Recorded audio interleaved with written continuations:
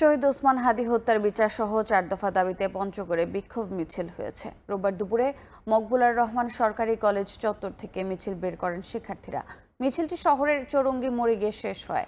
সেখানেও সড়ক অবরোধ করলে বিক্ষোভকারীদের সরিয়ে দেয় সেনাবাহিনী।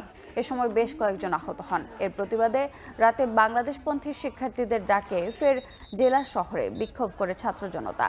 রাতে আহত শিক্ষার্থীদের দেখতে জেলা আধুনিক সদর হাসপাতালে যান এনসিপির উত্তরাঞ্চলের মুখ্য সংগঠক সার্জিস আলম, জেলা প্রশাসক সহ ঊর্ধ্বতন কর্মকর্তারা।